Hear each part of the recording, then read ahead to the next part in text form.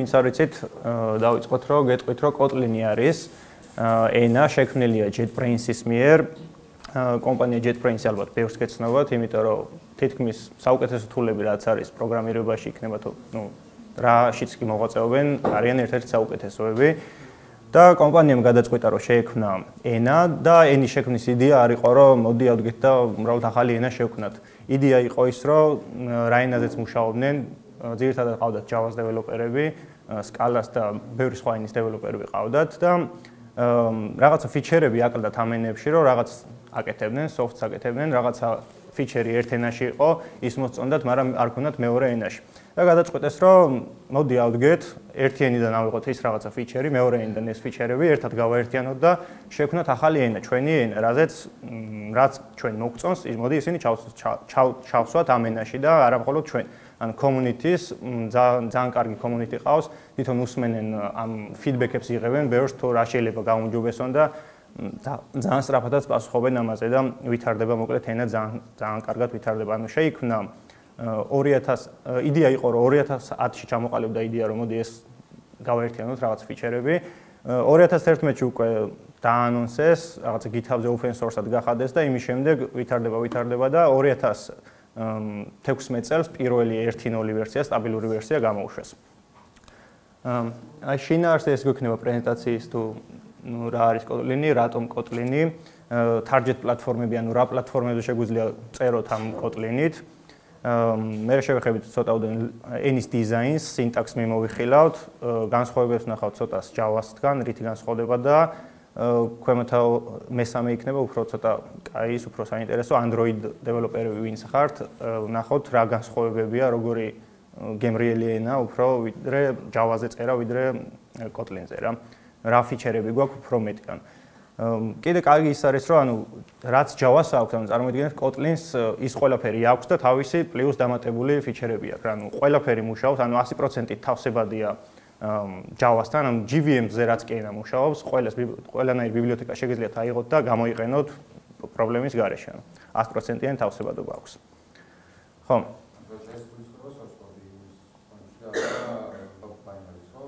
ხო. კი. ხო, ეს თქვით რა არის Kotlin-ი, statically typed პროგრამირების ენებში გადის. Type safe-ია, ძალიან ძლიერი type safety აქვს. კიდე ამას ვნახავთ უფრო შემდეგ პრეზენტაციებში. და რატომ Kotlin-ი, ხო? გვაშორებს, ანუ boilerplate code-ი აღარ არის, აი ძალიან მცირდება პროექტის ზომა, თითქმის 30-40% შეიძლება შემცირდეს კოდის ზომა პროექტში, როცა თლიანად გადაწერებ და ბევრი ისიც არის მაგალითი, რომ დიდ კომპანიებმაც დაიწყეს უკვე თავიანთი აპლიკაციების გადაწერა Kotlin-ზე და იმათი სტატისტიკები დევს თუ რამდენად შეუმცირდათ ეს კოდის ზომა, საერთო ზომა. და ყველა ბედნიერია. ხო, 100% თავსებადია Java-სთან, ნებისმიერი ბიბლიოთეკა რაც კი არსებობს, ყველაფერი ჩვეულებრივად მოგყვებათ აქეთაც. თულის საპორტები, ანუ საუკეთესო ID, IntelliJ სტუდიოები, Android Studio და ასე შემდეგ, ყველაფერი გაქვთ აქაც. ყოველდღიურად ვითარდება, მოკლედ. სასწავლათაც მარტივია, თუ კი რომელიმე პროგრამირების ენა იცით, საბაზისო გამოცდილება გაქვთ, აქაც უპრობლემოდ შეგიძლიათ გადახვიდეთ და ერთხელ თუ დაიწყებთ, რომ აი მოდი რაღაცა წავითამაშოთ, მოგიწონებათ რა. ნუ ბოლოს რატომ და უბრალოდ კაია რა, კაი ტიპია რა ძა. ხო. Target პლატფორმები ხარ, რა პლატფორმებზე შეგვიძლია ამაზე ვიმუშაოთ. JVM-ზე, ანუ თავიდან იყო იდეა იყო, რომ თვითონ JVM-ი რაზეც კი ენა რომელიც კი JVM-ზე მუშაობდა, Kotlin იყო იმაზე მიმართული, რომ ყველანაირ სადაც JVM-ი აყენია, მოკლედ ყველგან ეშვება რა. იქნება ეს დესკტოპი იქნება, სერვერის მხარე იქნება, Android-ი თუ სხვა. შემდეგ უკვე Android-ს თავიდან Android-ს აწვევდნენ და შემდეგ მოვიდა რომ ბრაუზერებშიც უკვე JavaScript-ით შეგიძლიათ Kotlin-ზე წეროთ, ანუ იგივე იქნება რომ JavaScript-ის სინტაქსი რო გადადო და Kotlin-ზე აკეთო იგივე რაღაცები. ესეც ჩვეულებრივად შეგიძლიათ. Kotlin-ი გამოიყენოთ JavaScript-ის მაგივრად. როგორ? ანუ JavaScript-ი როგორც შეგიძლია რომ ამუშაო, ანუ რაღაცა ფუნქცია გინდა გააკეთო JavaScript-ზე, ხო? JavaScript-ის სინტაქსის მაგივრად რომ Kotlin-ზე დაწერო, ეშვება ჩვეულებრივად, კომპილირდება ანუ. ხო, კი. JavaScript-ი ხო. კი. და ეხა ახალი ის არის, რომ კიდე რამოდენიმე თვის წინ დაანონსეს, რომ უკვე native-ზე შეგიძლიათ წეროთ, რომ ანუ არ გადის byte კოდი აღარ გენერირდება პირდაპირ LLVM-ზე, ანუ მანქანურ კოდზე შეგიძლიათ გაუშვათ და პირველი აპლიკაცია გააკეთეს Kotlin-ზე, iOS-ისთვისაც გამოუშვეს, App Store-ზეც დევს და შეგიძლიათ ნახოთ და open source-ია და ჩაოლებრად ნახოთ, მაგრამ ჯერ არის 0.3 ვერსია თუ რაღაცა ეს native-ზე თუ გინდათ რომ წეროთ Kotlin-ით რა. არა სწრაფად ვითარდება და ვითარდება რა. Seller-ზე, აუ, ეგ არის. მოკლედ, თითქმის ყველა პლატფორმა მოიცვეს რა. და ძალიან community-ს ყავთ, ძალიან ისეთი სასწავლია ჩართული, რომ აი სულ ლიდერი კომპანიები რა და ეხლა ხანს იყო სულ რომ Google-მაც უკვე ოფიციალურად თავის ენად აღიარა Android development-ში Kotlin-ი რა. ენის დიზაინი, მოკლედ, დიზაინი ესეთია, რომ არის ობიექტზე ორიენტირებული და პლუს functional პროგრამირების კომპონენტები არის შეგნით შერეული და შერწყმულია ერთად რა. ანუ რა ფიჩერები გვაქვს ახლა? გვაქვს higher order function-ები, function type-ები გვაქვს, lambda გვაქვს, inline function-ები გვაქვს, რაც ეს Java-ში არა გვაქვს, C++-ში თუ გქონიათ შეხება, ეს inline function-ები იგივე ტიპის function-ებია, რაც C++-შია და მე ამას ცოტა ხანში ვნახავთ რაში გვადგება რატოა კაი. Algebraic data type-ი functional პროგრამირებიდან. Auto type inference-ი აქვს ძალიან კარგი, ამასაც ვნახავთ. კიდევ რაც ძალიან მოგეწონებათ extension function-ებია. ეს C#-დან არის აღებული, C#-დან და კიდე სხვა ენებიდან აიღეს ამის კონცეფციები და არის null safety, რაც ერთ-ერთი ძალიან დიდი ფიჩერი აქვს. ანუ თითქმის null pointer exception-ები ყველას გექნებოდათ შეხება, ვიც პროგრამირებაში ხართ. აქ თითქმის აი 0-0-ზეა თითქმის დაყვანილი, რომ ორი ტიპი არსებობს, ან nullable ტიპები არსებობს და ara-nullable ტიპები და თუ კი შენი აღწერილი ცვლადი ან რაღაცა ინსტანსი არის nullable ტიპის, ერთი შემოწმების ის არსებობს, კითხვის ნიშანს უწერ უბრალოდ წინ და თუ ამ ნიშანს არ დაუწერ, თვითონ სტუდიო და ID არ გაგატარებს და ამოგიდებს compile time errors, ანუ იმ წუთში ხვდები, რომ აქ შეიძლება რაღაც ერორი მოგივიდეს და უბრალოდ წინ უსვევ question marks. ამასაც ვნახავთ მე როგორ კარგად აქვს ეს გადაწყვეტილი. და აქვს კიდე დამატებული კოროტინები. ეს Java-ში, არც Java-ში არ არის, ეს არც Scala-ში და არც ბევრ სხვა ენებში. კოროტინები არის ესეთი რაღაცა, რომ თუ გინდა რომ შენ ასინქრონული კოდი წერო, ისე როგორც სინქრონულს დაწერდი, ანუ მეთოდ, ანუ ჩაულებრივ რაღაც გამოიძახე, ანუ callback hell-ი აღარა გაქვს, რაღაცა request-ი მაგალითად გაუშვი და ელოდები იმის დასრულებას, მოგივიდა პასუხი, მე იქ პასუხი რომ მოგივიდა, სხვა request-ი გაუშვი, მე იმას დაელოდა და მოკლედ ესეთი ჩადგმული callback-ები აღარ გვაქვს. და ამასაც ვნახავთ მე აქ ეს ცოტა დიდი თემაა და ბოლო სლაიდებში მაქვს ცოტა გატანილი თუ იდეა როგორი აქვს და როგორ შეიძლება ამის გამოყენება. ძალიან კაი რაღაცა. კაი. ხო, მოკლედ. ცვლადების აღწერა ეხა რომ მიმოვიხოლოთ სინტაქსი, ხო, თეთრიც იქნება. მოკლედ, თუ გვინდა რაღაცა მარტივი აქვს ძალიან ცვლადის აღწერა, როგორც JavaScript-შია, წერთ უბრალოდ var, აი აქ წერია var ან val. ეხა რა განსხვავება მაშინ, მაგალითად წერ var, რაღაცა number არის int ტიპის, მიანიჭე რაღაცა. ან მეორენაირად შეგვიძლია var, უბრალოდ პირდაპირ number და მიანიჭე 13. ამ დროს უკვე auto type inference აქვს და თვითონ ხვდება უკვე ეს თუ რა ტიპის იქნება. პრიმიტიული ტიპები იქნება ეს ობიექტი თუ ნებისმიერ სახის. ან არ ჭირდება წინ გვერდით აღწერა, რომ ეს ობიექტია, რა ტიპის ობიექტ string-ია თუ რა არის, მოკლედ. ავტომატურად ხდება. ეხლა რა განსხვავება var-ს და val შორის? var-ი არის, რომ mutable ტიპია, ანუ იმის ცვლადის შეცვლა შეგვიძლია შემდეგ პროცესში, რომ რაღაცა მნიშვნელობა შევუცვალოთ. თუ val-ს დავწერთ, იგივე რაც Java-ში დაგვიწერა final int რაღაცა რა. აი მაგალითად ეს. ამის შეცვლა უკვე ამას უკვე ვეღარ შევცვლით რა. ეს არის უკვე read-only ტიპია, properties ვეღარ შევცვლით. როგორ? სტატიკური არის finally. final ტიპის, ანუ მნიშვნელობას ვეღარ შევუცვლი, ანუ ერთხელ მიანიჭებ და ვსე.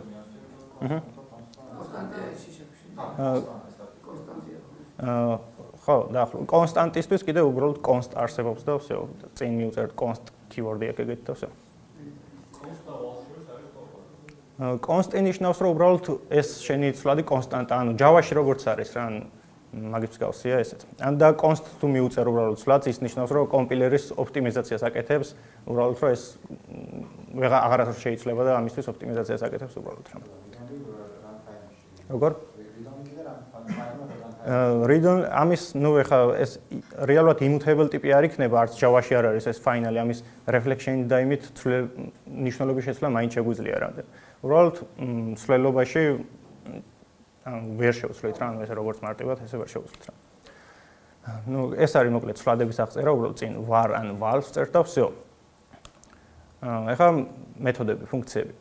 წინ წერთ უბრალოდ funs, აი ამას უთითებთ, მერე მეთოდის სახელი და დასაბრუნებელი ნიშნულობა, ორ წერტილი, შემდეგ დასაბრუნებელი ნიშნულობა და всё. ეს დასაბრუნებელი ნიშნულობა მეორნაირად შეგვიძლია რომ აქაც არ მიუთითოთ, თუ კი ფუნქცია ხვდება თუ თვითონ რა ტიპის ნიშნულობას აბრუნებს. აი მაგალითად აქ, მაგალითად რაღაცა მეთოდი გვაქვს getNumber, აბრუნებს int ტიპის რაღაცა ნიშნულობას აბრუნებს. ესეთნაირადაც შეგვიძლია ჩავწეროთ და პირდაპირ აი ესეთ მოკლედად შეგვიძლია ჩავწეროთ getNumber და უბრალოდ უდრის numbers. ესეთნაირადაც შეგვიძლია. ეხლა თეთრი ფონიც იქნება. ხო, კლასები. ამ სინტაქსს ცოტა სწრაფად გავივლით, ეხლა სინტაქსური ისინი გავიარო და მე კაი ცოტა ისეთი ფიჩერები რაც ექნება, იმაზეც ვილაპარაკოთ.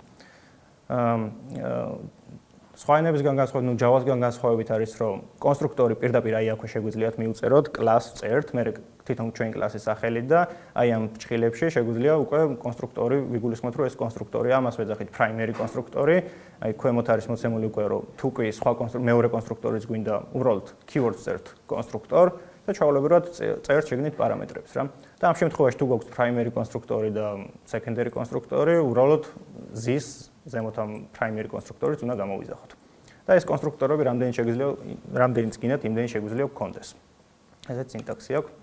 ხო, კიდევ კარგი ფიჩერი რაც აქვს, შეგვიძლია აქ კონსტრუქტორში და ასევე მეთოდებში, პარამეტრები გქონდეს, როგორც default ნიშნულობები გქონდეს, ანუ შეგვიძლია აქ გავაკეთოთ აი ესეთი რაღაცა, class რაღაც money, კონსტრუქტორში გადავცეთ რაღაცა string ტიპის ცვლადი აქვს, ასე ვთქვათ, და default value მისი იქნება რაღაცა მივანიჭეთ, ხო?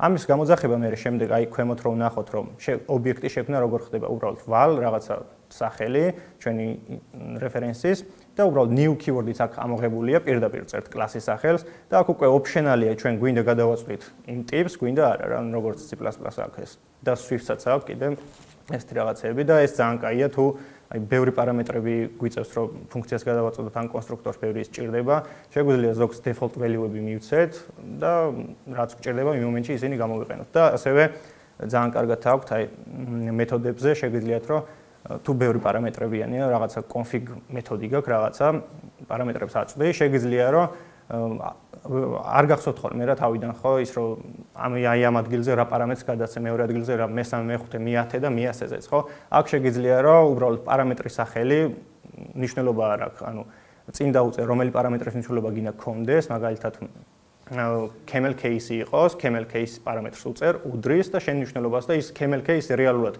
შენ მეთოდში რომელ ადგილზე გეწერა, სულ ერთი აქვს ნიშნულობა არ აქვს, შეგიძლია თანმიმდევრობაც აუღრიოთ, იმიტომ რომ რთულია ხოლმე თუ ბევრი პარამეტრი გაქვს იმის ნიშნულობები და იმახსოვრო რომ სად რა გადაეცემა რა. მემკვიდრეობითობა ესეთია, მოკლედ. თუ კლასები დეფოლტად Kotlin-ში არიან, ყველა finally, ანუ თუ გვინდა რომ ამ კლასის შვილობილი კლასი შევქმნათ, წინ უნდა დაუწეროთ open. ამის შემდეგ უკვე შეგვიძლია რომ ამის შვილობილი კლასი შევქმნათ, აი აქ როგორც აქ არის მოცემული და მეთოდის გადატვირთვაც თუ გვინდა, იმასაც უწერთ წინ opens. ნუ ეს finally-ები რატო აიღეს დეფოლტად, ხელმძღვანელობდნენ effective Java როა წიგნი, სადაც ბევრი კაი pattern-ებია მოცემული, იქიდან აიღეს არჩიეს ეს მიდგომა და თუ არიან ისეთები, ვისაც არ მოწონს, რომ default-ად კლასები იყოს finally-ები, არის ესეთი პატარა თავის JetBrains-ის გამოშვებული ბიბლიოთეკა, იმ ბიბლიოთეკას უბრალოდ სვავ შენს Kotlin-ში, შენს პროექტში და ეს კლასები უკვე აღარ არიან default-ად finally-ები რა მოკლედ. ხო. როგორც ანუ Kotlin-ში როგორც ასეთი ფილდები ცნება ესეთი არ არის და არსებობს აქ არის უკვე შემოღებული როგორც properties-ები, ანუ C#-ში C#-თან თუ გქონიათ შეხება, იქ როგორც property-ები გაქვთ, იგივეა Kotlin-შიც. ანუ შეგვიძლია რაღაცა properties რაღაცას ველს აღწერ, field-იც რო დაუძახოთ, იმაზე გვაქვს ჩვენ უკვე შეგვიძლია ვწეროთ get-ები და set-ები, ანუ აი როგორც C#-ს აქვს, აი აქ get-ში შეგვიძლია რაღაცა ნიშნულობა დავაბრუნებინოთ, set-ში აი ესეთნაირად გადავწყვეტ. მოკლედ ეს არის C#-ის სინტაქსიდან აღებული და გადმოტანილი აქეთ. აი ეს properties ტიპის ნიშნულობა აქაც optional-ია, შეგვიძლია აქ string-იც არ დავწეროთ და უბრალოდ გქონდეს თავისთვის მიხვდება რომ ეს string-ია. Kotlin-ში კიდევ სტანდარტულად ანუ ენაში უკვე ჩადებულია რომ delegated properties-ები და სტანდარტულად აქვს 3 delegated property აქვს. ერთი არის lazy და გეტყვით ახლა lazy ძალიან კარგი რამეა. მაგალითად აღწერ რაღაცა ცვლაც ან ობიექტთან რაღაცას, რაც შემდეგ გინდა რომ ანუ იმ მომენტში არ გჭირდება რომ ინიციალიზება მოახდინო იმისი რაღაცა injection-ი გააკეთო ან რაღაცა, მარტო მაშინ გჭირდება რეალურად ის ცვლადი, როცა მის გამოყენებას აპირებ, ხო? არის ხოლმე ეგეთი მომენტებიც. და შეიძლება ამ ცვლადის ინიციალიზებას სჭირდებოდეს რაღაცა ცოტა მძიმე ოპერაციები. და რაღაც შენი პროგრამის ჩატვირთვისას არ გჭირდება რომ ეს უბრალოდ იტვირთებოდეს რა. Kotlin-ში არის ეგეთი რაღაცა keyword-ი by და მოყვება ამას lazy property მოყვება lazy და აი აქ უკვე რაღაცა გამოთვლებს აკეთებ, რაღაც computation რაღაცები ხდება მოკლედ აქეთ მძიმე ოპერაციები და უბრალოდ ბოლოში რაღაცებს რო გამოითვლი, რაღაც ცვლადების ინიციალიზება მოხდება, ბოლოში რასაც დავწერთ, ეს ნიშნავს რომ აი ეს ნიშნულობა მიეწებება აი ამას.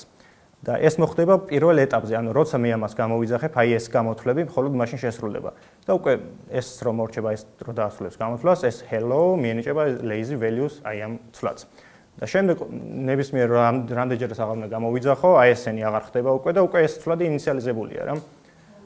აი ეს არის lazy, ძალიან კარგი რამეა Android-შიც, ძალიან კარგად გამოგადგება და სხვა ენებშიც, სხვა desktop აპლიკაცია იქნება თუ სერვერის მხარე. სერვერის მხარეთაც ძალიან აქტიურად მიდის community Kotlin-ზე. აი ნახეთ, აქაც შედეგი რეალურად რა არის, რომ პირველ გამოძახებაზე lazy value-ზე იყო, რომ შესრულდა ეს print line-იც, ანუ აქ რაღაცა გამოთვლები მოხდა, მერე დაბეჭდა ეს hello, თვითონ ამ ცვლადის ნიშნულობა რა მიენიჭა და უკვე მეორე გამოძახებაზე, როცა მივწვდით აი ამ ცვლადს, უბრალოდ hello დაბეჭდა და ის ზემოთ აი ეს რაღაც გამოთვლები აღარ შესრულდა.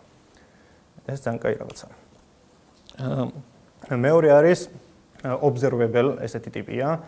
ანუ ამის გაკეთება კი ხელითაც რაღაც listener-ების დადებით შეგვიძლია, მაგრამ ეს უკვე ჩვენი სინტაქსი ესე მარტივად გვაძლევს ამის საშუალებას. ეს observable delegated property არის ეგეთი რაღაცა, რომ ჩვენ რაღაცას ცვლადს შეგვიძლია დავუყენოთ, ასე ვთქვათ, listener-ი, რომელიც აკეთებს ესეთ რაღაცას. თუ ამ ცვლადის ნიშნულობა რაღაცა შეიცვლება, ჩვენ გვაქვს ამის რაღაცა, ასე ვთქვათ, callback-ივით, რომ გეუბნება ძველი რა ქონდა, ახალი რა ქონდა. ეს ხდება ძალიან მარტივად, აი ესეთნაირად, უბრალოდ ეუბნები საწყის ნიშნულობას გადასცემ, ანუ ინიციალიზაციისთვის, ანუ რა ქონდეს, შემდეგი ნიშნულობა და აი ქვემოთ უკვე გამოძახებაზე ნახოთ user class-ი რო შევქმენი აქეთ და თავიდან შევცვალე username-ს first-ი მივანიჭე. ეს აი ამ callback-ში უკვე შედის, აი ამ კოდის ბლოკში შედის და დაგვიბეჭდავდა რომ ძველი ნიშნულობა რა იყო, no name იქნებოდა ძველი ნიშნულობა და ახალი ნიშნულობაში აი ამ new-ში ჩაჯდება ახალი ნიშნულობა ეს first. Second-ის შემთხვევაში დაიბეჭდებოდა first-ი და second-ი. მოკლედ. ესეც კაი რაღაცაა. ხო, ეს default არგუმენტებზე რო გეუბნებოდით მეთოდებს, რო შეგვიძლია რაღაცა str configuration, თქვათ გვაქვს ესეთი მეთოდი, გადაეცემა რაღაცა 1 2 3 4 5 პარამეტრი გადაეცემა. ნუ რაღაცა capital case იყოს თუ როგორი და როგორი, მოკლედ string-ის ფორმატირებისთვის არის და გამოძახებები მარტივად შეგვიძლია. შეგვიძლია გადავცეთ უბრალოდ ერთი პარამეტრი, იმიტომ რომ default ნიშნულები აქეთ უკვე მითითებული აქვს და Java-ში რას ვიზავთ ამ შემთხვევაში, თუ გვინდა ესეთი რაღაც გავაკეთოთ, ყველასთვის სათითაოდ უნდა გავაკეთებინა ერთ პარამეტრიანი, სამ პარამეტრიანი და ასე შემდეგ. აქ უბრალოდ ერთხელ წერთ ამ მეთოდს და შემდეგ შეგვიძლია უკვე გამოძახება, აი რამდენ პარამეტრსაც გადავცემ, რამდენ პარამეტრიც გვინდა იმდენს გადავცემთ. მაგრამ აი ეს ტიერი უკვე აქ სავალდებულოა, იმიტომ რომ default ნიშნულობა არ გვაქვს. და ქვემოთაც უკვე გამოძახება ნახავთ, რომ არეულად რო გითხარით, რომ შეგიძლია აი word separator-ი შემიძლია მე აი პირველად აი აქ ჩავსვა და უბრალოდ ვეუბნები, რომ აი მე პარამეტრს გაწვდი შენ word separator-ისთვის რა. ანუ ამეების არევა შეგიძლიათ, აი ამის დამახსოვრება აღარ გიწევთ თქვენ რა. თუ იცით რომ რა კონფიგურაციის იმასაც ანიჭებთ, ანუ race პარამეტრით შეგაქვთ, დავწერთ უბრალოდ წინ იმ პარამეტრის სახელს და всё. ხო. ეხლა კიდევ უფრო კაი რაღაცებზე გადავიდეთ. ეს $1 ხო, ნალი, ეს ჩვენი თითქმის ყველა შეხვდებოდით ამ null pointer exception Java-ში მით უმეტეს.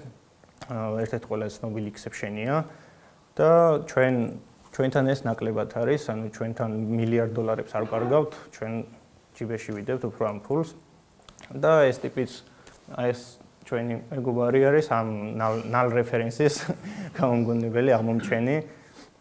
მე ბუდიშიც მოიხადა. აბატიეთო. ენტონი ვარე. ხო. მაგრამ ჩვენ ტონის ვეუბნებით რომ არა უშავს წამალი გვაქვს და ჩვენ გვაქვს Kotlin-ი, მეტი null pointer exception-ი არ მოხდება ჩვენს პროგრამაში თუ ძალით არ მოვინდომებთ, მოკლედ რომ გვინდა null pointer exception-ი. შემოდის null safety, ენის ერთ-ერთი ძალიან უდიდესი ფიჩერია, ანუ ძალიან ამით თითქმის მიიპყრო დეველოპერების ყურადღება, აი ძალიან კარგად აქვთ რეალიზებული და ნახავთ როგორი მარტივია ამის გამოყენება. null safety, ანუ გვაქვს nullable ტიპები და non-nullable ტიპები. თუ გვინდა რომ ცვლადი იყოს ჩვეულებრივი არა nullable-ი, უბრალოდ აი აღვწერთ ესეთნაირად, რაღაცა var non-null str-ი არის string ტიპის, მივანიჭეთ რაღაცა. შემდეგ მე თუ მოვინდომებ აი ამ არა nullable string-ის ან ცვლადის სულ ერთი არა ტიპის იქნება null-ის მინიჭებას, compile error-ია, ანუ გაგვიწითლებს იქ და აღარ დაკომპილირდება მოკლედ ჩვენი პროგრამა.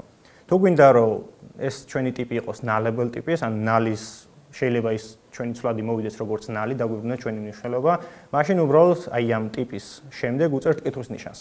და ეს ტიპი უკვე შესაძლოა იყოს ან null-ი, ან არ იყოს null-ი. ეხლა მე როგორ უნდა მოვიქცეთ ამ შემთხვევაში, რომ null pointer exception-ი არ მივიღოთ. მოკლედ პირველ შემთხვევაში, როცა არა nullable ტიპი იყო და თუ გვინდა მაგალითად აი ამ string-ის ზომა გავიგოთ, უბრალოდ წერ ამ string-ის სახელი, ცვლადის სახელი, წერტილი და length.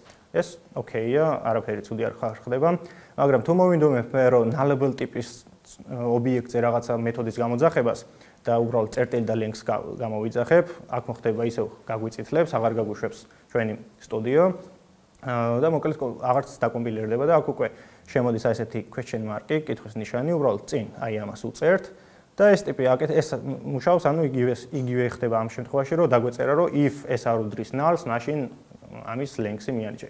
ეს ანუ მოკლედ ჩანაწერია, ძალიან კარგად აქვთ რეალიზებული. თუ არა და ანუ ეს თუ არ შესრულდა, ესეც length-ით შეიძლება რომ null იყოს, ანუ მე უკვე null იქნება რა ეს length-იც. კიდევ აქვს, ხო? აი ესე წინასწარ null-ისთვისაც უნდა მივუთითო რომ შესაძლოა რომ ეს კი. აი ესეც ხო, დაახლოებით, კი.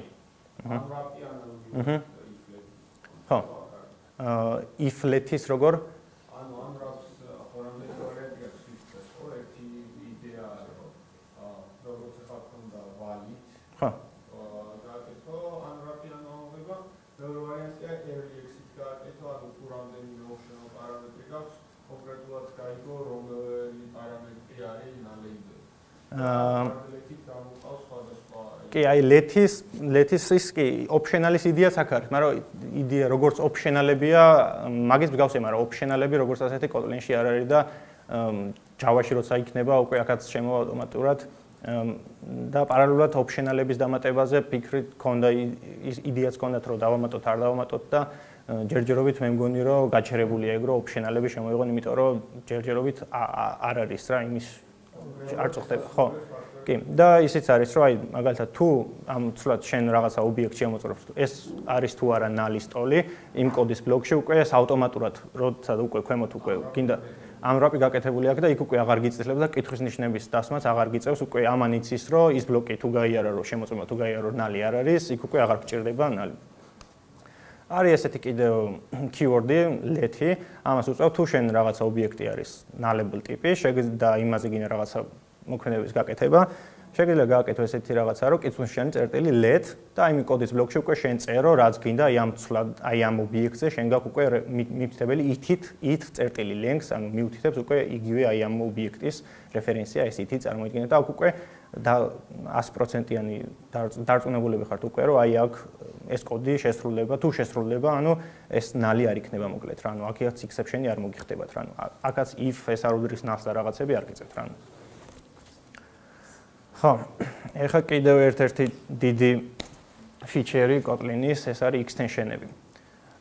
ეს არის ძალიან მომწონს null safety და ეს აი თვითონ community-ის ატაცება და ყველა ძალიან მომწონს, მოკლედ სიტყვებებში ერთ-ერთი ეს არის Kotlin-ის, მოკლედ არის ეხლა extension-ები. Extension-ები არის ეგეთი რაღაცა, რომ შენ რაღაცა უკვე არსებულ კლასს დამატებითი ფუნქციონალი შეძენო იმის გარეშე, რომ შენ ამ კლასის შვილობილი კლასი შექმნა მოკლედ.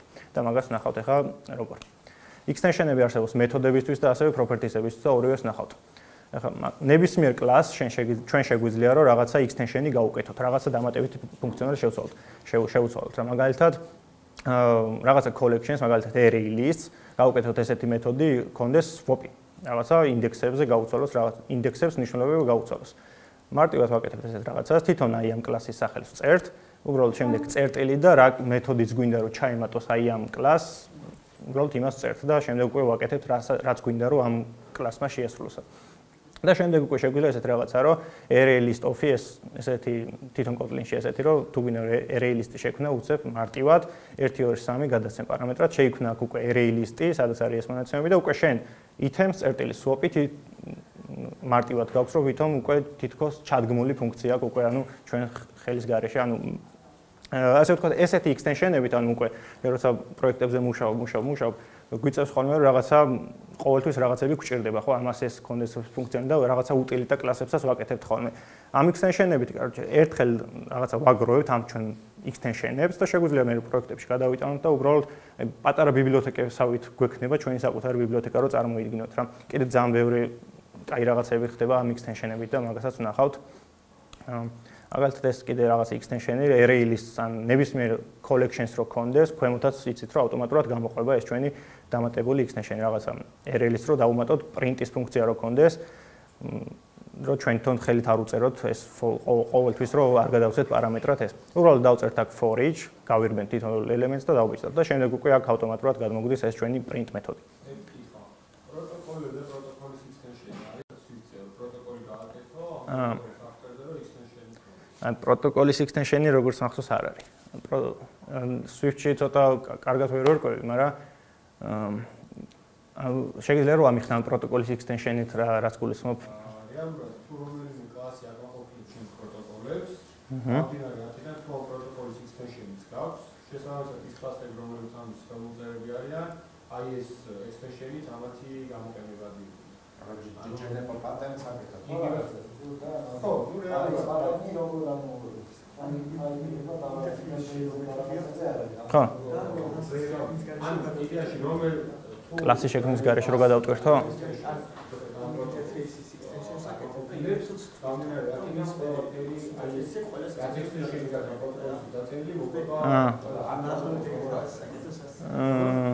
ზუსტად არ ვიცი.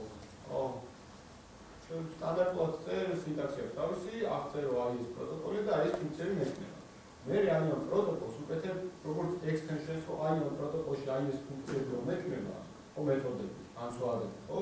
აი ამაზე შემიძლია მაგალითად swap-ი დავწერა, for-ში გავაკეთო და მე ავტომატურად თუ რომელიმე კლასი აი ამ პროტოკოლის ხელმომწერი გახდა, აი ეს for-ში ან იგივე print-ი ავტომატურად გამოყო.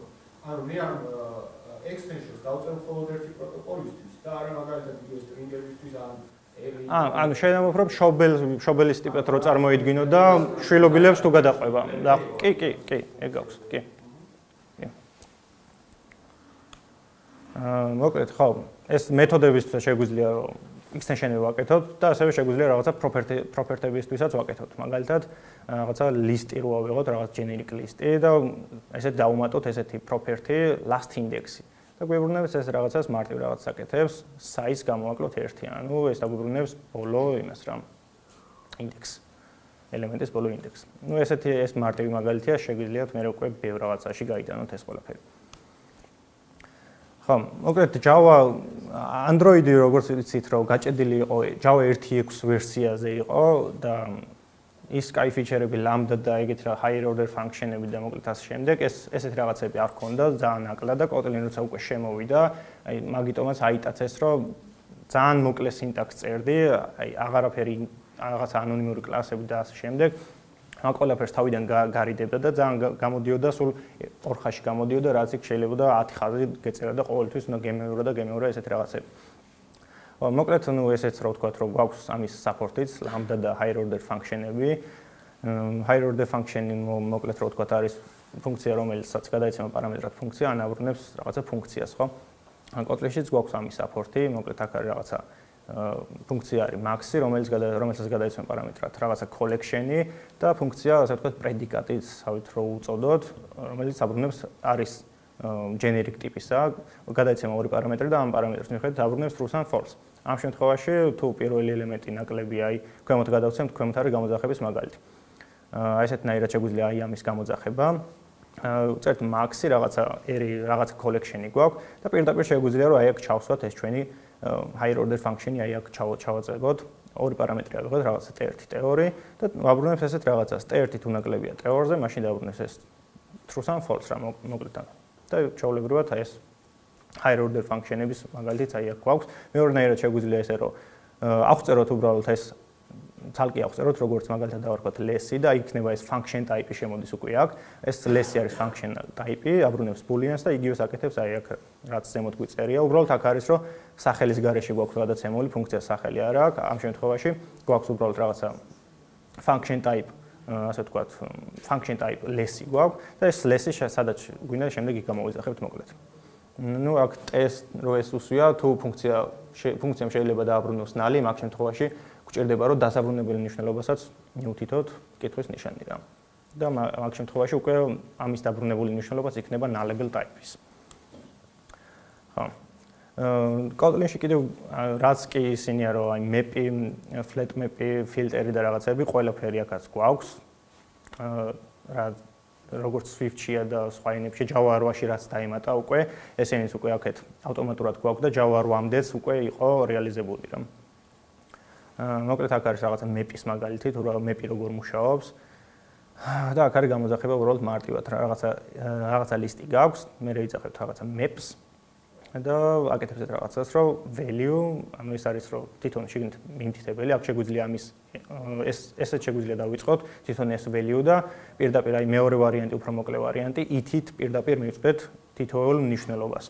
და გამოგვივა აქედან რომ თითოეული მნიშვნელობა აი ამ collection-ში გამრავლდება ორზე და დაგვიბრუნება ისეთ შემდეგი ის ლისტი რა. ლეთი, სად არის ლეთი? თვითონ კონკრეტულ ითემზე. კი. ხო, მოკლედ ბევრი ეს ფიჩერი გვაქვს, მოკლედ. და ეს თუ გახსოვთ ეს კაცი ვინ არის? ბიძია ბენი თუ რა ერქვა? კი, სპაიდერმენიდან. პიტერ პარკერს ვეუბნება, რომ დიდ ძალას დიდი პასუხისმგებლობა სჭირდებაო. და ამ ყველაფერს lambda და higher order function-ებს აქვს თავისი ფასიც რა, რაღაცა higher-დან არ არის და უბრალოდ ესე რეალიზება და ოპტიმიზირებულად შეიძლება რაღაცები არ იყოს. მაგრამ ამისთვისაც მე განახებთ, კაი რაღაცები მოვიფიქრეს Kotlin-ში. მოკლედ, ეს higher order function-ები და lambda-ს გამოძახებები არ თუ ისე იაფია, თუ არასწორად გამოვიყენებთ. თითოეული ეს higher order function და lambda-ს გამოძახება, ანუ Java 1.6-ში რო არა გვაქვს ეს lambda-ები და რაღაცა კომპილაციის დროს ხდება ესეთ რაღაცა, რომ თითოეული გამოძახება იწვევს ესეთ რაღაცას, რომ function type-ად function type instance-ად ყოველი function type instance იქნება ყოველ lambda-ს გამოძახებისას მოკლედ. და თუ ჩვენ higher order function-ებს და lambda-ს ხშირად გამოვიძახებთ, ყოველ ჯერზე ეს function type instance-ები და ობიექტები იქნება და მე თვითონ garbage collector-ს უწევს, რომ შექმნას წაშალოს. და კიდევ პლუს ის აქვს, რომ cost ის აქვს, რომ 3-4 მეთოდს ამატებს ჩვენს კოდს, ანუ source, როცა უკვე bytecode-ში გადავა. მაგრამ ამისთვისაც ჩვენ გვაქვს წამალი და ეს წამალი არის inline function-ები. იძიებენი ხო, inline function-ები. ეს inline function-ები, როგორც გითხარით, არის C++-ში რაც არის, ანუ თუ ჩვენ ფუნქციას წინ უბრალოდ keywords მივწერთ, რომ ეს არის inline function-ი, ეს ამ ფუნქციის ტანი მთლიანად ადგება და გამოძახების მომენტში მთლიანად ეს ტანი ჩაინსერტდება იმ ნაწილში. და ამ inline function-ების წყალობით ხშირია ხოლმე, რომ performance-ში შეიძლება Java-ზე უფრო სწრაფი ის მიიღოთ, ანუ კოდი შეიძლება მიიღოთ, იმიტომ რომ აქ აღარც function call-ი არ გაქვთ, ანუ ფუნქციის გამოძახების პროცესი აღარ არის, უბრალოდ ეს ტანი ადგება და ჩაჯდება იმ კოდის გამოძახების ნაწილში. და ეს higher order function-ებსაც თუ ჩვენ მივუწერთ უბრალოდ inlines, აღარ ხდება არანაირი აი აქ function ობიექტები შექმნა არ ხდება, არანაირი მეთოდი აღარ ემატება ჩვენს Dex-ში უკვე Android-ში რო იცით რომ შეზღუდულები ვართ 64000 რაღაცა მეთოდზეა ლიმიტი დაყენებული, თუ ჩვენ უფრო მეტი მეთოდის გამოძახება გვინდა, რაღაც Dex ფაილს უეუბნებით. თვითონ source code-ში, ანუ ჩვენ რაც უკვე source-ი რო გამოვა, იქიდან 64000 მეთოდზე მეტი თუა, გეუბნება რაღაც error-ებს გიყრეს და მე უნდა უთხრა რომ კი მე მინდა ამის გამოყენება და მოკლედ პატარა კონფიგურაციასავით უწერ, რომ შემეშვი მე მინდა მეტი მეთოდის გამოძახება.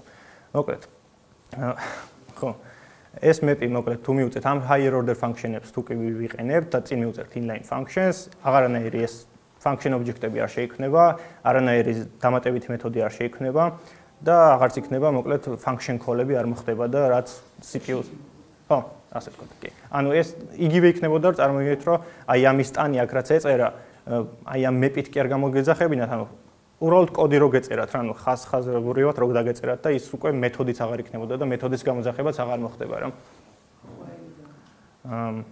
ხო, ეს inline function-ები C++-ში და მე მგონი F#-შიც არის. ხო. ახლა ცოტაოდენი განსხვავება რა განსხვავებები აქვს Java-სთან შედარებით, ჩვენთან რო ავიღოთ. null safety გვაქვს, ძალიან მშვენიერი, ძალიან სასწაული null safety გვაქვს. გვაქვს extension function-ები, გვაქვს inline function-ები, კოროტინები გვაქვს, ამას მე ცოტა კიდე მე ვიტყვი რა არის.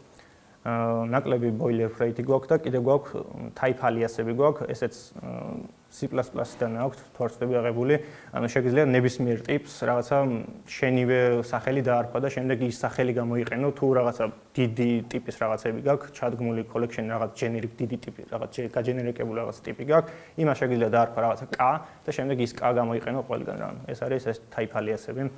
ერთი ვერსიიდან დაამატეს. Kotlin-ის ეხანდელი ვერსია არის, თუ არ ვწდები, 1.1.4 თუ რაღაცა ესე ჯერ კიდევ ახალი ტიპია. სულ რაღაც 1 წლის წინ იყო პირველი რელიზი სტაბილური ვერსიის. მოკლედ, აი ეს რო ვნახოთ, ეხა ჩვეულებრივი რაღაცა Java-ს კლასი person. როგორ შეგეძლოთ, რომ ამის ეს როგორ შეიძლება Kotlin-ში დავწეროთ, ეს იქნება ესეთი ტიპი და ეს იგივეა, რაც აი ეს ყველაფერი და აი ამას პლუს დამატებული აქვს, გადატვირთული აქვს ამას hash კოდი, toString-ი, equals-ი და მოკლედ ხო ეგ სამი მეთოდი აქვს სტანდარტულად გადატვირთული აი ამ class, აი ამ ჩვენ persons Kotlin-ში. აი ეს განსხვავება, აქ უბრალოდ კიდე მეწერა აქ hash კოდები და რაღაცები, მაგრამ slide-ში შევეტეოდა და მოვაჭერი. თორე უფრო დიდი კოდი იყო აქ. Groovy თუ კადინია ეს. კი. კი, Groovy-დანაც აქვს ბევრი რაღაცა აღებული კი. Groovy დინამიური სტატიკური. აქვს რაღაცები Groovy-დან აღებული ამათაც. თორე ერთი დაახლოებით 10-მდე ენა, საიდანაც აიღეს რაღაც კონცეფციები. PHP-დან არა იღეს. PHP-დან არა. Data არის უბრალოდ ჩვეულებრივი კლასისგან იმის განსხვავდება, რომ თუ ჩვენ გვინდა რაღაცა კლასი გვაქვს ისეთი, რომ უბრალოდ რაღაც ინფორმაციის მატარებელია და გვინდა ამაზე რაღაცა ჩვეულებრივად ეს მეთოდები ქონდეს გადატვირთული hash კოდი, toString-ი და ამ შემდეგ, წინ უბრალოდ უწერთ data-ს და ეს ავტომატურად ამ ყველაფერს აგვარებს, ამას აქვს თავისი getter-ი, setter-ები და ყველაფერი ავტომატურად აქვს.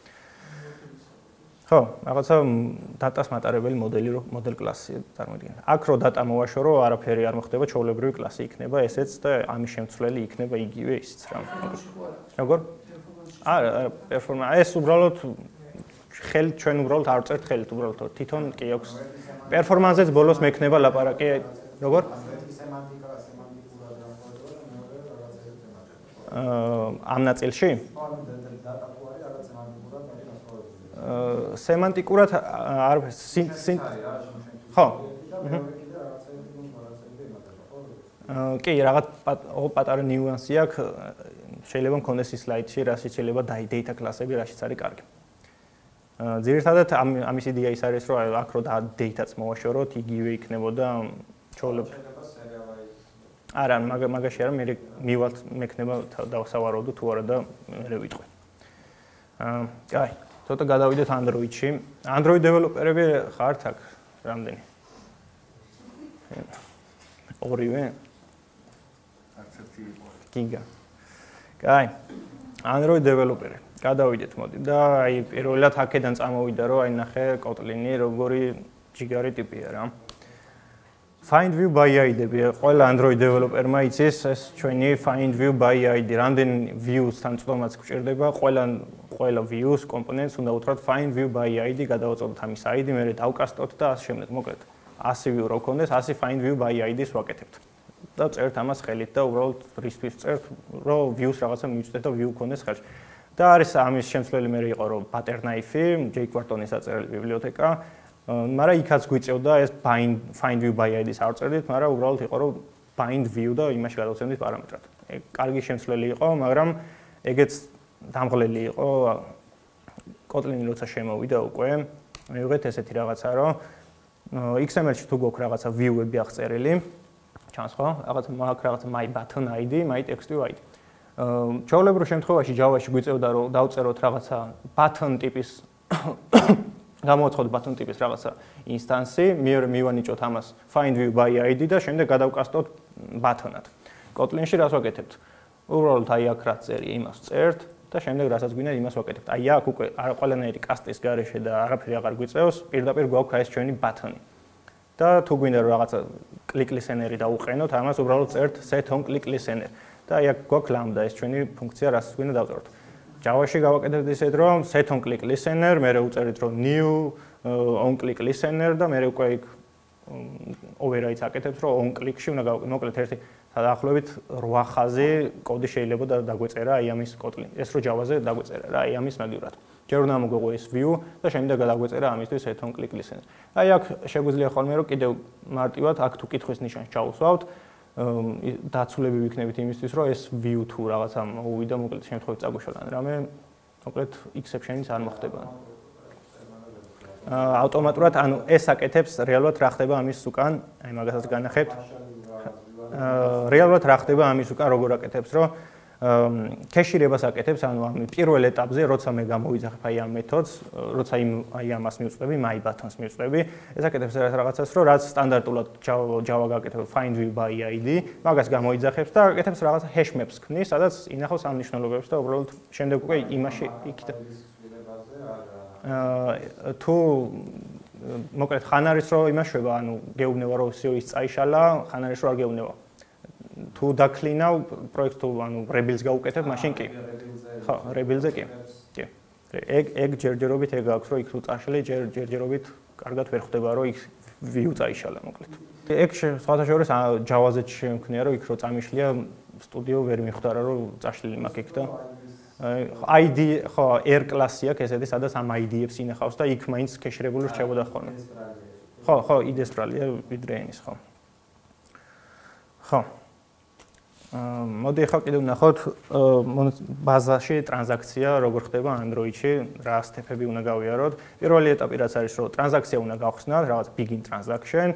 მეორე ეტაპი რაც არის რომ უნდა გამოვიძახოთ სპეციფიკური რაღაცა CRUD operation, insert delete თუ რაც იქნება. მესამე ოპერაცია არის რომ set transaction successful ვიძახებთ აი ამ მეთოდს და ბოლოს რაც არის აუცილებლად end transaction. ანუ ეს არის ასე ვთქვათ ტემპლეიტი თუ გვინდა რაღაც ბაზაში გავაკეთოთ, სულ ეს ყველაფერი უნდა ვწეროთ. და წარმოგიდგენთ თუ insert-ი იქნება ეს 3 ზემოთ 1 2 3 ყველგან აქეთ-იქით უნდა უწეროთ რა მოკლედ. და ცოტა ის არის რა ანუ ესეთი boilerplate და დამღლელია რა. და ახლა ეს არის თვითონ კოდის მაგალითით როგორ ხდება რაღაცა გვაქვს database-ის instance-ი რაღაცა მე რეფერენსი ვიწყებთ begin transaction მე ვაკეთებ მაგალითად delete წაშლას ვაკეთებთ რაღაცა table name-ი გადაეცემა მე column name-ი და პარამეტრი მე ვაკეთებ რომ set transaction successful და end transaction მოკლედ და ცოტა ის არის რა ანუ არ მოგეწონებათ რა ბევრჯერ თუ მოგიწევთ მაგის გაკეთება ხო ახლა ჩვენთან როგორ ხდება ამის მოგვარება Kotlin-ში, როგორ შეიძლება ეს მოვაგვაროთ extension function-ებით. მოკლედ, ჩვენ შეგვიძლია ნებისმიერი ფუნქცია ავიღოთ, ანუ რაღაც თუ დაინახავთ რაღაცა მეორდება, სტანდარტულად რაღაცას იმეორებ, შეგვიძლია რომ ის ნაწილები, ის თეფები, რომელიც კი მეორდება, შაბლონივით გადადო და სადაც კი რაღაცა კოდის ცვლილება ხდება, ის ნაწილი შემოინახა, რომ შენი კოდის ბლოკი შიგნით ჩაინსერტდეს, ასე ვთქვათ რა. ანუ შეგვიძლია რომ ეს ამის რაღაცა შაბლონი გავაკეთოთ, შემდეგ აი ესეთნაირად გამოძახებაზე აი ესეთ ვითომ ფუნქცია, ანუ აქ delete ეს უკვე delete არის თვითონ db instance-ის delete და არა ჩემი აღწერილი მეთოდი. ანუ აქ უკვე თვითონ წარმოიდგინეთ რომ db database ობიექტის შეგნით კლასში ხართ რა, ანუ delete თვითონ მონაცემთა ბაზის ფუნქცია. აქ delete დავწერთ თუ insert დავწერთ თუ რას დავწერთ, აი ეს ყველაფერი begin transaction-ი, set transaction-ი და end transaction-ი ავტომატურად სრულდება. ანუ და არც და გვავიწყდება რომ ბოლოში ეს მივწეროთ, ან თანმიმდევრობა რო აგვერიოს რა მოკლედ. ხო, სინტაკტიკა კი. იქ უფრო კი ეს სინტაქსური ისინი რეალურად ეს extension function-ები არის სტატიკური მეთოდები. Java-დან თუ გინდა რომ გამოიძახო მოკლედ Kotlin-ის კოდი, რეალურად არის რომ როგორც სტატიკური სადღაც utility class-ში ქონდეს რაღაცა მეთოდი, იგივე იქნებოდა ეს. და ეს არის extension function-ებით მიღწეული, რა თქმა უნდა, ანუ SQLite database-ის extension functions ვაკეთებ, დავარქვით რაღაცა in transaction და პარამეტრად ამას გადაეცემა მეთოდი, რომელიც არის თვითონ ამ SQLite database-ის extension მეთოდი. ანუ ამას ეძახიან extension function expression-ებს, ანუ ჯერ ეს მეთოდიც არ არსებობს და თვითონ ამ database object-ის extension მეთოდი გადაეცემა რა. და ეს ამას როცა ვაკეთებ უკვე რომ extension მეთოდს გადავცემ პარამეტრად თვითონ ამავე კლასისას და ნახეთ funky მაქვს რაღაც აღწერილი, რომელიც ეს არის თვითონ ეს რეალური ფუნქცია delete იქნება თუ insert-ი რეალურად აი ამაში ჩაჯდება და უბრალოდ აქ მაქვს ეს ჩემი შაბლონები begin transactions, end transaction-ი და აი ამ ნაწილში უბრალოდ ვეუბნები რომ აქ რაც გადმომეცემა უბრალოდ ის გავუშვი და ყველა ბედნიერი იქნება. და შემდეგ რასაც გვინდა იმას დავწერთ insert იქნება თუ რაც გვინდა რა მოკლედ. ხო, კიდევ Android-ში თუ გვინდა რომ რაღაცა views ცვლილება გავიგოთ რომ მაგალითად views-ზე გვინდა რაღაცა ან დავუსეტოთ რაღაც ამ ფერი შევცვალ რაღაცა, ისეთი ნიშნულება გვინდა რომ გავაკეთოთ, გვინდა მაგალითად ზომები ავიღოთ, უნდა დავუწეროთ ამისთვის listeners უწერთ რომ გავიგოთ view როდის არის დახატული. და ესეთი ცოტა maxinji მეთოდია, maxinjat აქვს ელეთებული რომ რაღაცა listeners უსეტავთ, რაღაცა on global layout listener-ი, მე on global layout-ში უნდა შევამოწმოთ თუ width-ი მეტია 0-ზე და height-იც მეტია 0-ზე, მაშინ ამ მომენტში უკვე ვიცით რომ ეს view დაიხატა, მე აქედან შეგვიძლია რაღაცა listener-ი ვისროლოთ რომ всё view დაიხატა, რაც გინდა ისქენი და პლუს ამას დამატებით ყოველთვის არ უნდა დაგვაუწყდეს რომ ეს დაყენებული listener-ი უნდა წაუშალოთ რა, რომ არ მოხდეს რაღაცა memory leak-ები და ასე შემდეგ. Kotlin-ში როგორ ვიზავდით ამას? ისევ extension function-ები და წარმოიდგინეთ აი ეს კოდის ნაწილი ყველგან უნდა ვწეროთ, ხო? ნებისმიერ რაღაცა view-ზე თუ მოგვინდა. და აი ამ ხელა რაღაცები უნდა ვათრიოთ. Kotlin-ში ვაკეთებთ ესეთ რაღაცას. შეგვიძლია რაღაცა extension function-ი გავაკეთოთ, ერთხელ გავაკეთოთ ზოგად view კლასზე, base კლასზე, საბაზისო კლასი ვინც არის და ესეთნაირად შეგვიძლია გამოვიძახოთ, ამის უკან განახვით მე ვინ დგას, როგორ დგას. ნებისმიერ სახის view რაც კი შეიძლება არსებობდეს, უბრალოდ ჩვენ თუ საბაზისო კლას extension functions გავუკეთებთ, შვილობილებზე ავტომატურად ის ყველაფერი მოყვება. და ამის უკან არის ესეთი ტიპი. view კლასს აქვს ეს extension მეთოდი დაწერილი after measured და გადაეცემა function-ი თვითონ ამ მეთოდის extension function-იც გადაეცემა, ამასაც იგივე გადაეცემა. და ეხა ეს პარამეტრი არის cross-in, ანუ Kotlin-ში არის ესეთი inline ტიპები არსებობს და cross-inline ტიპები არსებობს. Cross-inline ტიპი function-ი არის ეგეთი ტიპი, რომ ანუ ამის cross-inline ტიპის function-ის გამოძახება უკვე შეგიძლია სხვა inner context-ი რო წარმოიდგინოთ, ანუ სხვა კონტექსტში შეგიძლია უკვე წვდომადი იყოს. აი ეს ტიპი რო არ ყოფილიყო cross-inline-ი, აი აქ ნახეთ, მე ვაკეთებ object რაღაცა Java-ში რო დაგეწერათ, აქ new რაღაცა listener-ის იმპლემენტაცია რო დაგეწერათ, მოკლედ. და აი ამ callback-ში on global layout-ში ჩვეულებრივი ფუნქცია წვდომადი აღარ არის აი ამ შემთხვევაში რა, თუ არ არის cross-inline-ებელი. და ამ შემთხვევაში უწერთ რომ უბრალოდ cross-inline-ია, სხვა დიდი განსხვავება არაფერი არ აქვს.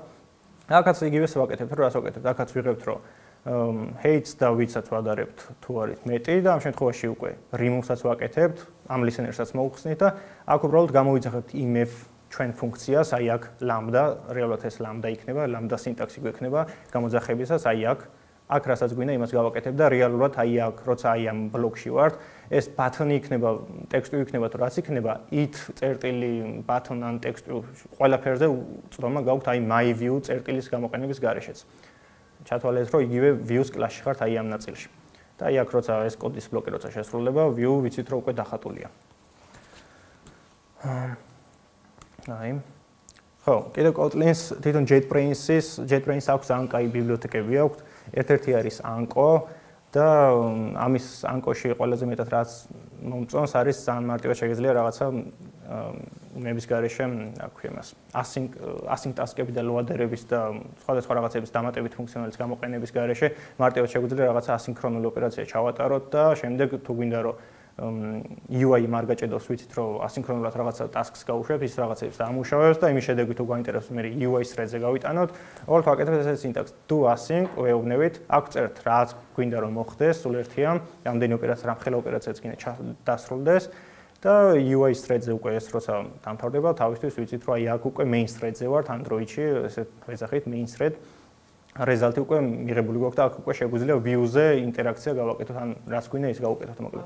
რეზალტს გაეროდება თუ სხვა რაღაცები წაიმოშებული, აი თავს რეზალტზე მან დაეროდება. კი, ანუ ეს მაშინ შესრულდება, როცა ეს მორჩება. ხო. ხო.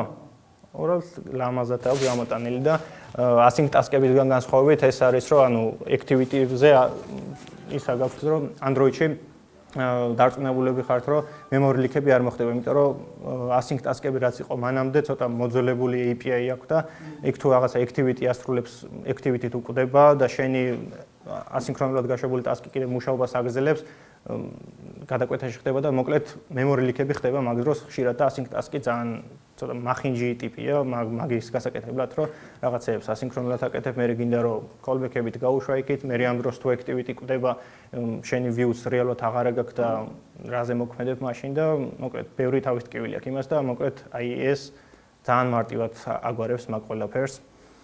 და ეს არის Anko არის პატარა ბიბლიოთეკა, აქ შეგიძლიათ კიდევ ბევრი რაღაცები აქვს. ეს Toast-იც Anko-s ბიბლიოთეკიდან არის, რომ სადაც არ უნდა იყოს რომელიმე კონტექსტურ კლასში, პირდ Toast-ი Android developer-ებს უფრო ხშირად გექნებათ გამოყენებული, თუ გინდა რაღაცა, რომ აი ქვემოდან რო შავი ტიპი ამოდის ხოლმე და რო ხრება თავისთვის მე რა. ეგ არის Toast-ი, ცოტა ამასაც გრძელი კოდი აქვს. ბევრი მოკლედ ამ Anko-ში ძალიან ბევრი extension-ებია ჩადებული რა და ძალიან ამ boilerplate-ი აღარ გვაქვს რა იმდენად. ხო, ეხლა ეს კოროტინები. ეს კოროტინები ბევრ ენაშიც არ არის, ანუ ბევრ ენაში კი არა, თითქმის ძალიან ცოტა ენაშია და გადაწყვეტეს ამათმაც რომ ჩადონ, ძალიან კაი რაღაცაა ეს კოროტინები და რაში გვეხმარება რომ დავწეროთ ასინქრონული კოდი, როგორც სინქრონულ კოდს წერს, ან სტანდარტული კოდს წერს და რეალურად რა არის რომ მსგავსია, ანუ thread-ების მსგავსია, ოღონდ უფრო წარმოგიდგენთ რომ lightweight thread-ი რო წარმოგიდგენთ, იმიტომ რომ ბევრი thread-ის შექმნა, threads თითოეულ threads მიაქვს.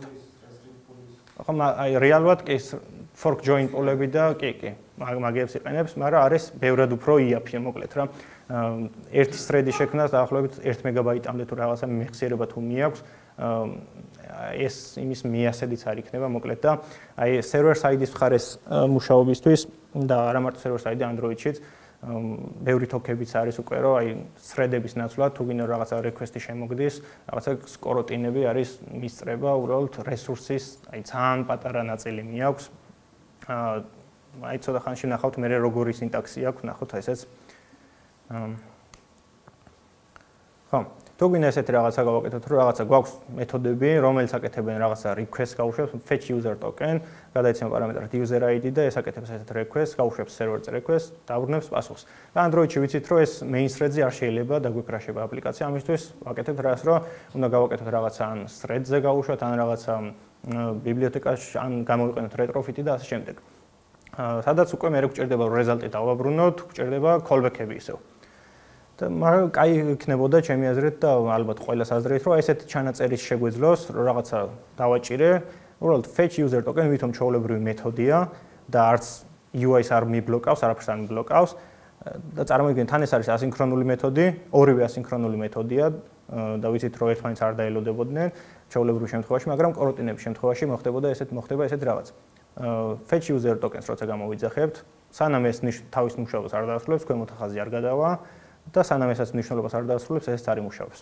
მოკლედ, ალტერნატივები ვნახოთ, ხო ესეც ვნახოთ ალტერნატივები. ერთი ვარიანტი არის, რომ callback-ების საშუალებით მივახციოთ, დაველოდოთ ერთმანეთს, მოკლედ და callback-ებში ვისრულოთ აქეთ-იქით პასუხები, promise-ები და feature-ების დახმარებით და ეს callback-ელი რაც არის, ნუ ამ შემთხვევაში ორი ცალი მეთოდია და დიდი callback ჩადგმა არ გამოვიდა ამ შემთხვევაში, მაგრამ თუ გვაქვს ჩვენ რაღაცა ბევრი მეთოდი თუა, მოკლედ ძალიან იზრდება ეს ჩვენი callback-ები და ნუ წინა ვერსია ჯობია, მოკლედ ჩემი აზრით და მეორე ვარიანტი არის კიდევ გამოვიყენოთ reactive მიდგომა RX-ი, მაგრამ ესეც RX-ი არ ვიტყვი რომ ან კოროტინები RX-ის ჩანაცვლებელი ან პირიქით, ხშირ შემთხვევაში შეიძლება RX-ი უფრო რაღაც user-ის მხრივ არის მოკლედ რა feeling-ი შეიძლება RX-ზე უფრო კონდეს მიპყრობილი ტიპს შეიძლება კოროტინებზე რა.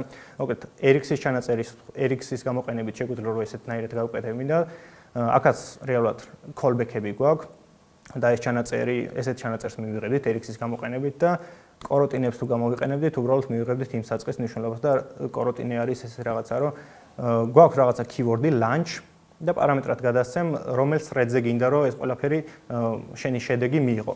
და lunch-ი არის რომ ესეთი რაღაცა UI-ს თუ გადასცემ, ეს არის რომ შენ შედეგს მიიღებ UI thread-ზე, თუ გადასცემ აქ რაღაცა join pools ან რაღაცა გავს, მიიღებ უკვე background thread-ზე იმუშავებს ეს ყველაფერი. ეს რაღაცა keyword-ი აქვს შენ მეთოდს უბრალოდ აღწერო, წინ უწერ, შენი მეთოდი არის suspendable, ანუ წინ ესეთ keyword-ს მიუწერ suspend. C#-შიც იყო, ესეთი C#-შიც იყო რა async await-ი კი.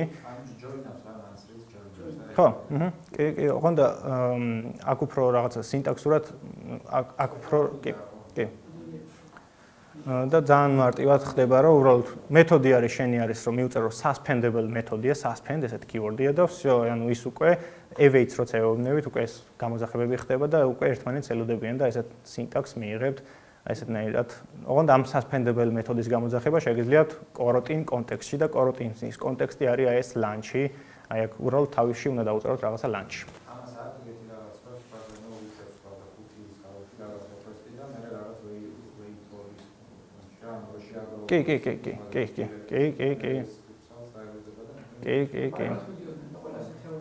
კი, აქვს კი. ეხლა ეს კოროტინები ძალიან კი, აი ახალი დამატებული ერთჯერ ექსპერიმენტალური ვერსია აქვს და ძალიან დიდი community შეიქმნა და ცოტა ძალიან დიდი თემა, ამაზე თალკეც შეიძლებოდა კიდე ამაზე თოქის აღება, შიგნით რეალურად სიღრმისეულად ჩასვლა თუ როგორ მუშაობს და რა პლუსები აქვს კიდე ამას, ბევრი რაღაცები აქვს კიდე, კაი რაღაცები აქვს.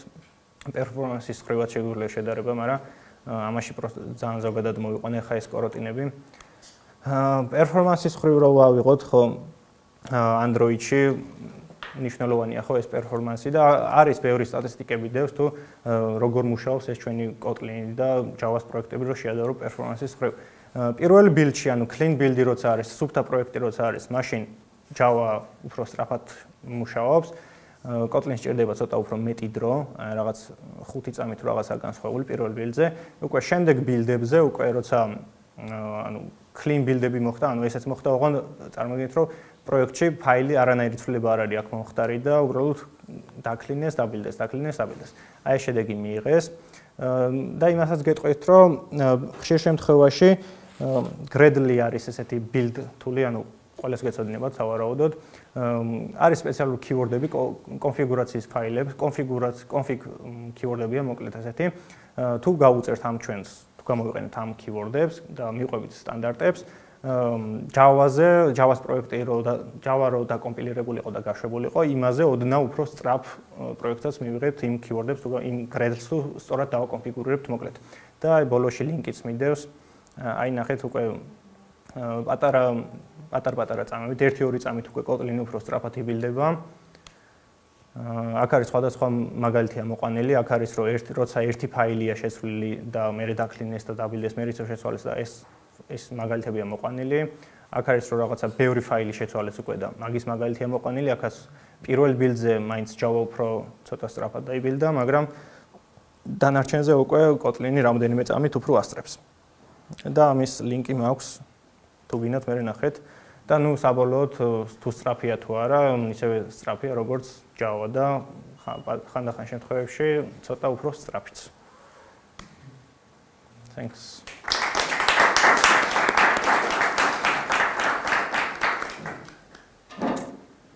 თქვი? და ერთი კითხვა მაქვს. ბოლოს რა სლაიდიც ქონდა კერძოდ build-ზე. თვითონ ვერ მივხვდი იდეაში როგორ ახერხებს უფრო ჩქარა. Incremental build-ი აქვს ესეთი როგორ? ვერ გავიგე. Tree shaking-ი? ხო, ანუ რაღაც შეიძლება ნახო კი, ხო, incremental build-ი რეალურად, ანუ ის ფაილი თუ არ შეიცვალა, რეალურად კი იმას არ ეხება. ეგ Java-საც აქვს, კი, Java-ს ეგრე შეება, რომ Android-ში რომ თუ რაღაცა ფაილი არ არის შეცვლილი, იმას თავიდან გასწორდება და მაინც რა პრინციპი აქვს, რომ Kotlin-ზე ეს გააკეთე, Kotlin-ი თქოს. ცოტა დამინტერესდა. ოპტიმიზაციის მხრივ რა აქვს ჩატარებული? სიმართლე გითხრა, არ ვიცი, ანუ რა ოპტიმიზაცია ჩაუტარეს. მაგრამ ბევრი სტატისტიკა დევს აი ამ საიტზე, აი ამ დიდი სტატია აქვს, იქ შეგიძლია ის პერფორმანსის მხრივ შედარებები აქვს და თვითონ ის კონფიგურაციები, რა კონფიგურაციასაც უწერს თვითონ იმ გრედლს, იქაც შეგიძლია ნახო თუ როგორ მიაღწიეს ამ შედეგს რა. და ეს არის დაჟე დაახლოებით 9 წლის სტატისტიკა თუ რაღაც 9 წლის წინანდელი და იმის შემდეგ აი კოტლინი აი ძალიან განვითარდა რა. ხო, კიდევ რასაც ანუ ორივე შეგიძლიათ რომ Java და Kotlin ერთად პრობლემების გარეშე გქონდეთ, რამხელა პროექტიც არ უნდა იყოს. გინდათ Java-დან დაუძახეთ Kotlin-ის მეთოდს, გინდათ პირიქით რა Kotlin-და Java-ს მეთოდსაც სულ ერთია. ისმენთ? არა, ყველანაირი რაც კი Java-ზე არსებობს, ნებისმიერი შეგიძლია Android Studio კი რა თქმა უნდა, საუკეთესო კი. JetBrains კი. JetBrains-ის IDE-ზეა დაფუძნებული და მე უკვე Google-მა გააგრძელა ის რა. ხო. კი, ბევრი აქვს Spring-ზე თავი აქვს კიდე თუ რაღაცა, კი, server side-ზეც აქვს რა. Visual Studio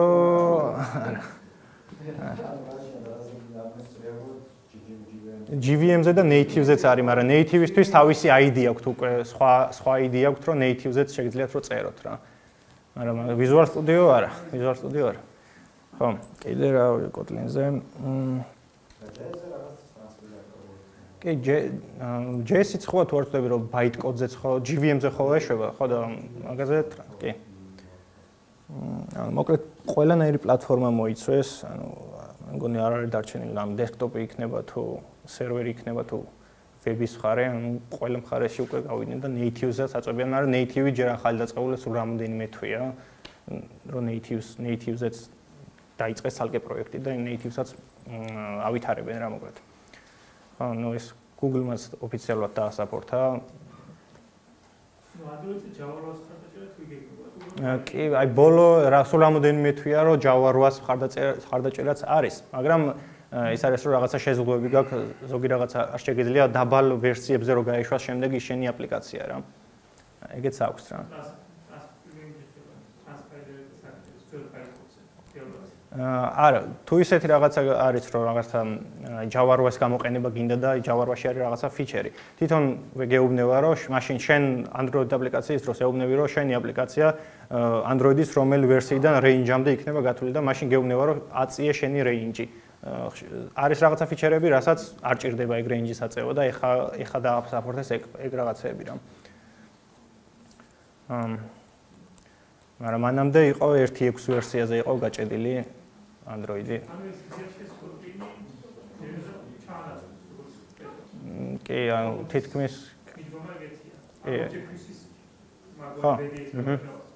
მთლიანად არ მგონია მთლიანად რო ჩაანაცვლოს, უფრო ჰიბრიდული შეიძლება იყოს. შეიძლება მთლიანად ჩაანაცვლოს, არ ვიცი, ანუ ძალიან კარგად მიიწევენ წინ და მე მგონი რომ არ გაჩერდებიან, იმიტომ რომ თითქმის ყველა წამყვანი კომპანია გამოდის თოკით, რომ აი ჩვენ დავიწყეთ მთლიანად გადასვლა და შეიძლება კი ჩაანაცვლოს. ხო, რატომაც არა, why not? ხო. კი, ანუ სინტაქსურად აი ძალიან განსხვავება და პერფორმანსის მხრივაც ხო, მიჩვევის თემაც არის, კი. მიგრაცია ხალხ კოდბეიზზე მაინც საერთოდ არის კი. მე როგორც გადავხედე თუ კარგად არიცი, უფრო ცუდი კოდი გამომდის ვიდრე Java-ზე. აი მე რო გადავედი, მაშინ 1.0 ვერსიაც არ იყო და აი პრობლემები საერთოდ არ მქონია, აი. ანუ ზეთი ლამაზი არ გამომდის. თავიდან დავიწყე. თავიდან რო იწყე და მე ესეთი ის ყავდა. ანუ თუ კარგად არიცი Kotlin-ი, ის ანუ ვერ ხვდები კონსტრუქტორი სად გაწერო და ხო, ну თავიდან ხო ეგ სინტაქსური ის არის. აი თავის შემოგესწავლება თუ დაიწყებ ვერ იმას იზავ რა, ანუ ვერა უქცევ მაინც შემოგესწავლება საკაიფოთ რა. კაი ტიპია რა მოკლედ ძალიან. ეხა იყო სან-ფრანცისკოში იყო Kotlin conf-ი იყო, სადაც აი თელი მსოფლიოს წამყვანი დეველოპერები ვინც იყვნენ გამოდიოდნენ სპიჩები ქონდათ, server side-ზეც ქონდათ, native-ზეც ქონდათ და შეგიძლიათ ნახოთ რა, ანუ ყველა მიმართულებაზე ქონდათ სპიჩი რა და რატომ Kotlin და რატომ არის კარგი და ასე შემდეგ.